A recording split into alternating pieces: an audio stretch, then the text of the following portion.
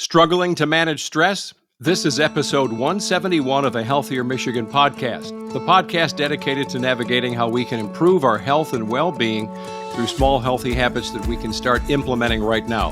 I'm your host, Chuck Gaidica. On this episode, we're diving into ways to build resilience through stress, develop better strategies to cope, and not let the cycle repeat itself.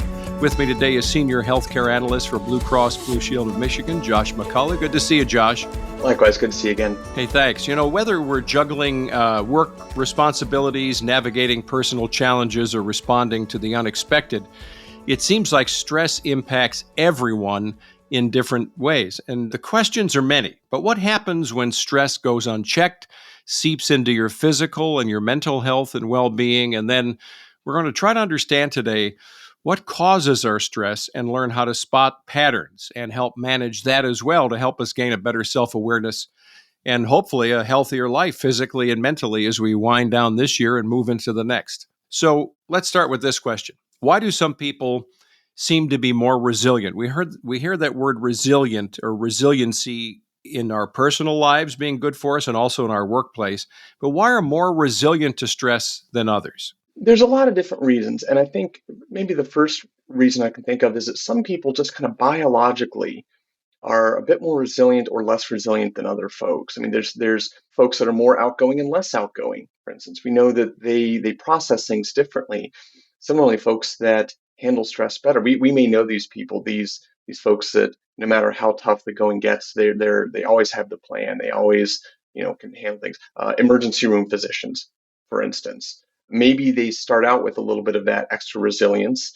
Then another part of it is kind of learned. How do we learn growing up into, as kids, as teenagers, young adults, into adulthood? How are we taught to manage stress? It's one of those skills that we just kind of assume people are going to get. But really, maybe some folks have a better history of having people teach them how to handle stress than others. Again, emergency room physicians, they are taught different techniques, styles, quick ways of thinking and encompassing problems that you or I just don't have, for instance. And that's a pretty extreme example, but some people may just get those different lessons over time than others don't. The old kind of pull yourself up by the bootstraps. It helps if you've got bootstraps to pull up to begin with. Yeah. And some folks may live in just chronically stressful situations. I mean, I think the pandemic laid that pretty bare for all of us to see that some folks are under a lot more stress just as a normal course of daily living than some other folks. So I think there's a lot of different things that go into it. What we see is the outward sign, well, someone's having a tough time or an easy time handling stress. We tend to ascribe that to some sort of like personality issue. Josh just can't handle things. But really, there are so many factors that go into it that we just, a lot of times we just don't think about. So you've said a lot there that has, I look at myself and I think, well, I am, and I've been told by extended family, the resilient word hasn't come up, but I don't internalize things. I'm kind of like a duck, stuff hits me that's maybe not great for the day or for the minute, and it kind of rolls off my back. I don't internalize it. I act on it. I navigate it and I move on. And I guess that's resiliency in a way, but to me, that talks about me being wired a certain way. You're also saying that whether you're a physician in an ER or maybe in daily life, there are some things we can learn that will help us navigate that, right? Yeah, absolutely. And you and I have talked about these similar things on other podcasts, but I think the first thing to look at is, I think, to look at it. I think so many times we're taught that we just have to accept things. And the popular concept of accept is kind of to suffer. I just have to sit here and accept it. It just is what it is. Yeah. And I just have to sit here and kind of take whatever life throws at me. And so often, even in sort of the mental health profession, well-meaning people will say that, you have to accept it. And unfortunately, people end up suffering. They don't truly understand what accepting means. Part of it is to kind of, rather than run away from or sit down and suffer with what's going on, is to kind of turn around and look at it.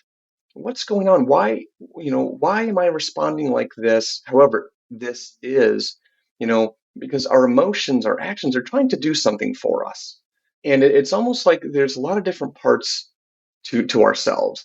And I kind of think of it as a kind of a party. Like, Chuck is the host of the party, Josh is the host of the party. There's a lot of different people in attendance, a lot of different emotions and feelings and thoughts going on. And to be a good party host, we want to make sure that all of those things are kind of in harmony. Maybe some people are being a little bit louder at the party than others. Maybe some people need a little bit of coaxing out. But we want to kind of pay attention to all of them rather than ignore them. And I think emotions are a lot like that. Do you have practical steps then that we can start to think about that can help us deal with that party and noise? Because by default, we probably go through this a lot. That party could be kids running around, right, as they're growing up. It could be at work. There's not a literal fire, but something's going wrong, and the papers are all thrown in the air and you've got to deal with it. But what are the practical steps that we can start to think about to get us down to this path of wellness when it comes to resiliency? Well, I think the first step is to identify, are there any patterns? Are there any situations that keep coming up? That keep recurring. It's impossible to plan for every single thing that could happen to stress us out, but are there reliable stressors? Maybe it's family events, holidays, situations at work, things like that. Identify, are there those patterns? Take a look at how we have responded to them in the past. And then are there small ways that we can shift things, even just a little bit? Can we get the train on a slightly different set of tracks? Rather than shutting down and not talking, is there someone reliable I can talk to before or after the event? Is there a way I could sit down and maybe kind of write out how I would like to handle this better in a journal or type it out to ourselves? Am I paying attention to my breathing? The more stress we tend to get, the tighter our muscles tend to get, the less we tend to breathe. And it induces its own kind of anxiety response, its own stress response. It's kind of like the thermostat's getting too hot. I may need to pay attention to, am I breathing correctly? Am I dropping my shoulders, kind of loosen up a little bit? We talked a little bit about some folks may be under chronic stress. I don't want to minimize folks who have experienced something that's very traumatic and may lead to like post-traumatic stress disorder. Folks may need to seek professional help one way, shape, or form. If it seems that there's always these things we cannot control, they're always happening to me, or I'm quite frequently reminded of a stressful event, a very traumatic event, maybe time to talk to our primary care physician, maybe seek a counselor or psychiatrist, because that's a very special sort of stress to have. And I don't want to gloss that over or say that, we can just handle that like any old problem. It reminds me of an old saying if you've got a Jaguar, don't take it to the Jiffy Lube.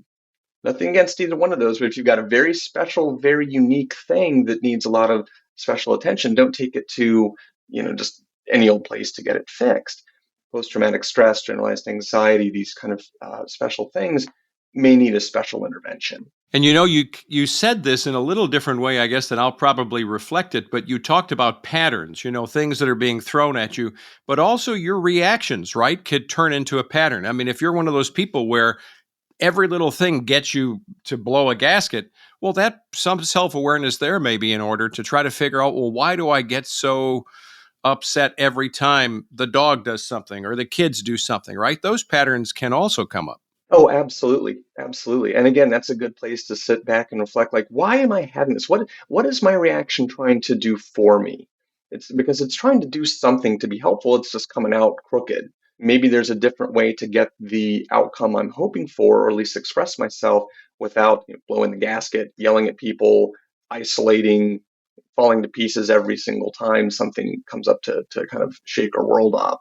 When we think of those practical ideas, and I know you've worked with children and adolescents and young kids and adults alike, the practical step of something as simple as breathing, is that a good place to kind of start to think about this? That if that's not something that you bring out of your toolbox to deal with these stressors and triggers, is that a good place to start, just to see if maybe that simple practical step is helpful?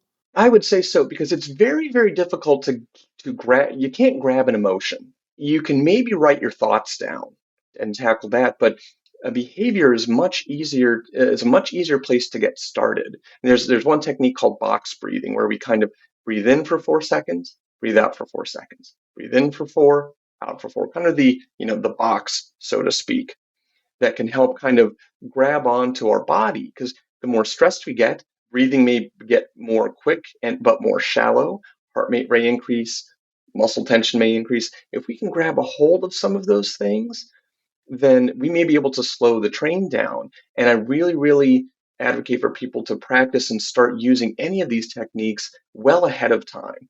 Because so often people say, okay, I'll try that, but they try it when life is at its worst. And they say, oh, geez, it didn't work. Well, I don't know if there's anything any of us do that we didn't have to practice to get really good at. So if we try and use something we've heard of once or twice when the going is absolutely at its roughest, we haven't really stacked the deck in our favor. If we can try that even just a few minutes a day, one of my own professors recommended putting a little sticker or some sort of tag on like your keys, something you would see every day that when you see it, you say, oh, I'm going to try my breathing, my box breathing for 10 seconds or 10 repetitions.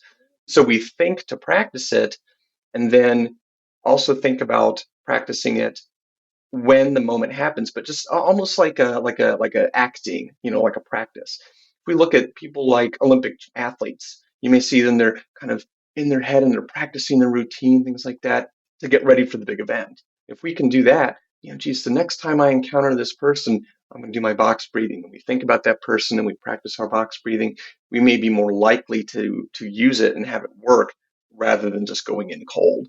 That's great advice, that idea of practice. And if that your trigger is that you have to walk down the hall once a week and do a presentation in front of people, and you're the last person in the world that wants to grab a mic and do a presentation, ducking into that coat closet or some other vacant office and doing box breathing, to your point, and turning around and walking into the meeting, if that's a recurring thing, you may discover a way to deal with this because you're actually literally practicing it while you're in the game, right? I mean, that would be very interesting. And I think that also what happens is so often people visualize or imagine either complete success or complete failure. Either I will, you talk about giving a presentation, either I will completely bomb this presentation and be laughed out of the room, or I will give a presentation that would make, Winston Churchill, weep. And I think that it also helps to think of the in-betweens, because life is so often in between. Life is so rarely complete, success, complete failure. Maybe I'll stumble. Maybe I'll have a little thing. Maybe I could grab a drink of water if I'm stumbling over my words. Maybe I could pause and ask, does anyone have any questions to help regain my pattern of thinking? I could have my notes available to me. So yes, there are going to be times that maybe I stumble, but I can also imagine some different ways that I can recover from that because it's inevitable. So if you are headed down a path where this is starting to impact both your mental and physical health, you're literally noticing that stressors and triggers are doing that, what are the warning signs that we should be looking for, so how we can address them, these warning signs, and also the stress that's coming before it escalates into a recurring problem? Well, yeah, as we talked about, these sort of getting a hold of outward behaviors like breathing. I think maybe some of those outward signs, like how am I eating? Am I eating more, less? Am I not taking care of my basic biological building blocks? How is my sleep? Is my sleep impacted? We'll all have that tight deadline that comes up a few times a year that we may stress out over, but if I'm stressing out over every deadline, or if I'm imagining the next one coming down the pipe and they haven't even given me the assignment yet, or I'm really losing sleep over it, I find myself waking up and just ruminating, thinking over and over about the bad stuff, and I can't get good sleep. If I'm letting my routines go, not just work, but am I not hanging out with friends and family like I used to? Am I not going to the gym like I used to? Engaging in hobbies? All of these early warning signs are points where we could start to say, hey, is this happening a lot? Is this a once a year type of thing? And then also getting good input from the people that care about us, the people that can truly see outside and say, Josh, I noticed you haven't picked up your guitar in months, and you're pretty quiet, and you're not eating like you used to. How are you doing? It helps to have those outside sources of truth, so to speak, to be able to talk to and listen to give us feedback for, geez, maybe I haven't been paying attention to this like I should. Maybe I need to do something about it. So if the self-help idea, or what we could call, I guess, traditional ways of dealing with this, through breathing and mindfulness or whatever practices you're trying to employ, they don't seem to work, How do we determine that? I guess we can determine that maybe more quickly than what to do next. And then what we should do next. Yeah, so if I've given it the old college try, so to speak, given some of these basic self-help building blocks a try, and they're just not working, there's a good many ways. I'm a psychologist by training, so I always advocate for people to look into counseling, mental health therapy. There's a good many ways to do it. If folks go to the bcbsm.com, find a doctor, they can filter and look for social workers, psychologists, counselors that they can meet with. Telehealth is increasingly popular.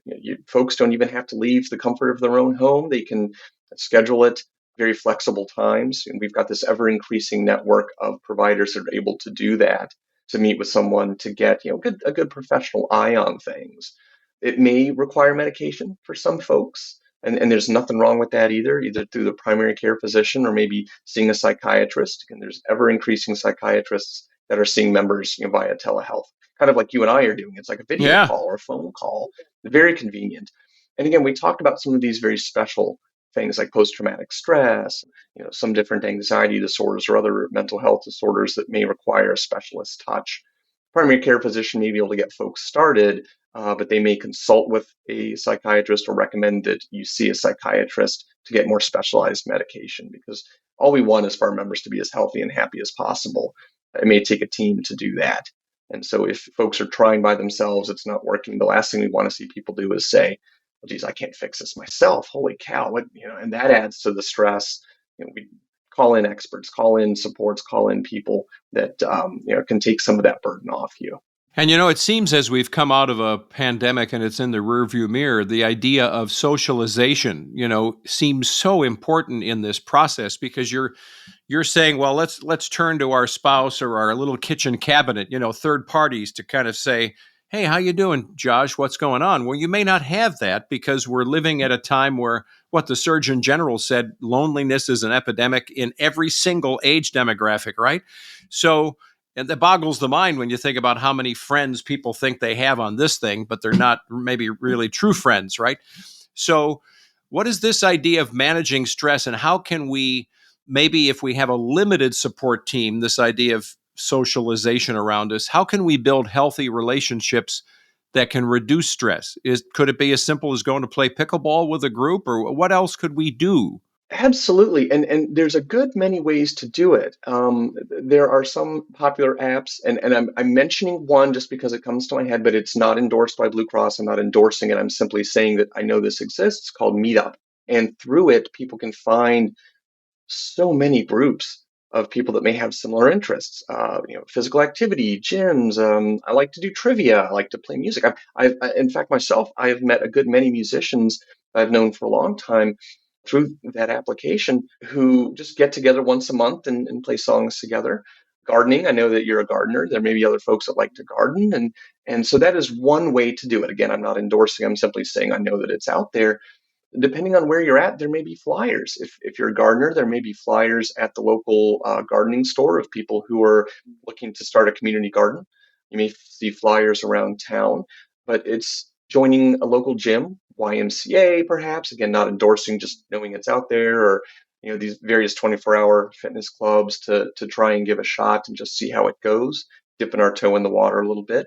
Anything we can do to keep our eyes open to seeing what may be out there and giving it a shot is very worthwhile. Because you mentioned that maybe not everyone has this great support network, or we may have one or two really close supports, but they're not always available. And I always kind of envision it like building a safety net. If we've ever been to the circus and we see the high wire racks, they've always got a safety net underneath them, and that's there to catch us if we fall. And in our own personal safety nets, maybe we have some ropes that are really, really super strong that we know very, very well, know us well. Maybe we have some smaller ones that are equally valid and helpful, but they don't know us as well. But it's still helpful to have them there to catch us when we fall or if we're taking a tumble. And there's nothing wrong with having various, very, very close relationships, some more casual relationships, to kind of mix it up, so that if for some reason our very, very closest supports are not available, we still have other folks that we can connect with. Yeah. And, I think the ancillary benefits to that, I'll just use one more example here before we start to wrap it up. My wife and I started playing pickleball Wednesday nights. this past week, we had an 8-year-old and an 80-year-old as part of this group. And that's fantastic. That's like the outliers of the demographic, right? Right. I'm not great, but I'm smashing a ball. I'm high-fiving or using my paddle to high-five my teammates, even if we win or lose. And I'm building relationships with people that I've not had relationships with before. I'll tell you what, I'm not great at it, but time just kind of disappears. And I look at my watch and I'm thinking, I've been doing this in a rotation for 2.5 hours. It's not because of the simple nature of physical activity. I know there are studies that show that's a good thing, but it's just this idea that I'm with people and I'm interacting. And I guess my point of all this is you can't build these relationships that may be important for your support system unless you start them. I mean, you've got to go find a place to dip your toe in the water and just see if it works, And oftentimes, the more stressed we are, the more emotionally distraught we are, we may think, I am the only person like me. I'm the only person experiencing this. I'm the only person that understands what I'm going through. And you may find that there are more people like you or that who just need to take a break. There's nothing wrong with taking our minds off things for a few hours. And indeed, we may find that if we play pickleball, our mind is occupied. It's tough to be depressed or anxious and occupied at the same time. It's very difficult. And if we take our minds off it a little bit, that may raise our mood a little bit. Oh, geez, after I got done playing pickleball, I feel a little bit better. Things don't seem as bad. I still have some things I have to tackle, but it's not as crushing. I was able to enjoy life along with these stressful moments in life. There's nothing wrong with that at all. Well, lots of great stuff again on this episode. You want to leave us with any takeaways here as we wrap it up? Yeah, like we talked about, take a look at some ways we can kind of manage our physical stress through breathing, through relaxation. There's guides online and all sorts of tips, but that box breathing, that 4 seconds in, out, taking a look at our support network. If they're noticing things that maybe we're not noticing, that could be a clue that maybe we have to start paying attention to what's stressing us out. Seeking some professional help if necessary, and it's available to our members, and we want to make sure that special problems get special attention. And like you said, just doing what you can to engage in some sort of physical activity or activity outside of ourselves, along with other people. That connection, one way, shape, or form, can be very powerful to help relieve our stress, take our mind off some of the things that are troubling us, and help us enjoy life, even though there are some stressful things going on. That's really great. I don't know if you've noticed just during our episode recording this one, my shoulders are relaxed. I'm feeling better about pickleball. You may have noticed that. So we'll see Wednesday night if it works. I thought I saw that. It's the playing practice. Good to see you, Josh. Thanks so much. Likewise. Thank you so much. Oh, sure thing. Josh McCullough is a Senior Health Care Analyst for Blue Cross Blue Shield of Michigan. We're so glad he was with us, and we're glad that you were here listening to a Healthier Michigan podcast. It's brought to you by Blue Cross Blue Shield of Michigan. If you like the show, you want to know more, check us out online at ahealthiermichigan.org/podcast. You can leave us reviews or ratings on Apple Podcast or Spotify. You can also follow us on Facebook, Instagram, or X, and you can get new episodes, old episodes for your smartphone or tablet. And you can subscribe to us, too, on Apple Podcasts, Spotify, even a YouTube channel, or just your favorite podcast app. I'm Chuck Gaidica. Be well.